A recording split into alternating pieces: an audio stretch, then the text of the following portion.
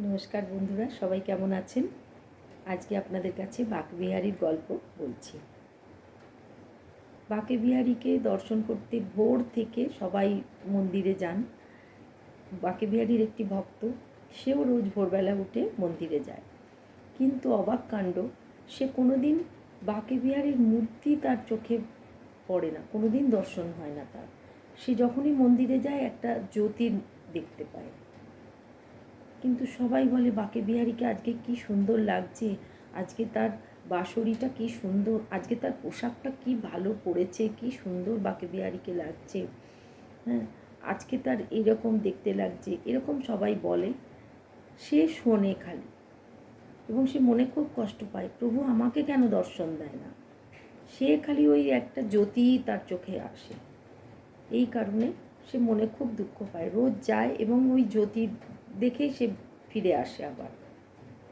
একদিন মনে মনে খুব কষ্ট পেয়েছে, বলছে বাঁকেবিহারীকে সে বলেছে যে প্রভু, তুমি যদি আমাকে দর্শন না দাও তাহলে আমি যমুনা নদীতে প্রাণ ত্যাগ করব।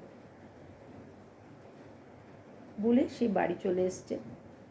এবং বাঁকেবিহারী একজন কুষ্ঠ রোগী ছিল, তাকে স্বপ্নাদেশ দিয়ে বলেছে যে যখন ভক্তরা আমাকে দর্শন করতে আসবে, অমুক ভক্ত দেখবে খালি পায়ে, যখন সে পুরোটাই খালি পায়ে আসে তখন তুমি পায়ের দিকে তার লক্ষ্য করবে এবং তাকে ধরবে, ধরে বলবে আমার তুমি এই রোগটা তুমি সারিয়ে দাও। সে সে তোমাকে যতক্ষণ না বলবে যে বাঁকেবিহারী তোমাকে সারিয়ে দেবে, ততক্ষণ তুমি তাকে ছাড়বে না। তখন সেই কুষ্ঠরোগীটা তার প্রভুর স্বপ্নাদেশ পেয়েছে এবং সে খুব খুশি, বলেছে ঠিক আছে প্রভু। এবং সে পরের দিন ভোরবেলায় দেখছে সবাই দলে দলে আসছে এবং সে নজর দিয়ে বসে আছে কখন সেই লোকটি আসবে। এবং দেখতে দেখতে দেখছে ওই তো উনি আসছেন। আসতে না আসতে উনি ওনার পা দুটো জড়িয়ে ধরে বলছে, আপনি আমাকে দয়া করুন, আপনি আমার এই রোগটি সারিয়ে দিন। তখন নাছোড় বান্দা কিছুতেই ছাড়বে না, বলছে তুমি আমার ছাড়ো, পা ছাড়ো, তুমি আমি কে সারানো। বলছে না, আপনি বলুন, আপনি সারিয়ে দিন। বলছে আমি কেউ না, বাঁকেবিহারী তোমার অসুখ সারিয়ে দেবে। এবং বলা মাত্রই তার শরীর থেকে সর্বব্যাধি থেকে সে মুক্তি পেল। এবং সে মন্দিরে গেল, মন্দিরে গিয়ে সে প্রণাম করছে এবং বাঁকেবিহারী তাকে দর্শন দিয়েছে। দর্শন দিয়ে সে খুব খুশি, কারণ সে বলেছিল আজ যদি দর্শন না পাই তাহলে যমুনা নদীতে সে প্রাণ ত্যাগ করবে।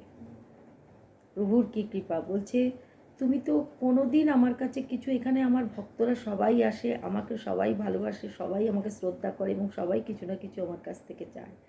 তুমি তো আমার কাছ থেকে কোনো কিছু চাও না, তুমি আমার কাছ থেকে কিচ্ছু কোনো দিন চাও না। তুমি আমার কাছ থেকে এই জন্যে তুমি তোমাকে আমার এত ভালো লাগে, তুমি আমার প্রিয় ভক্ত, বলে তাকে দর্শন দিল। সে খুব ধন্য হয়ে গেল। সে তখন বাঁকেবিহারীজি তাকে আশীর্বাদ করলো, সে তাকে প্রণাম করলো এবং দুনয়ন ভরে বাঁকেবিহারীকে সে দর্শন করলো। এইটাই হলো আজকের গল্প, ছিল বাঁকেবিহারীজির গল্প। আজকের গল্প এই পর্যন্ত। সবার কেমন লাগলো গল্প জানাবেন।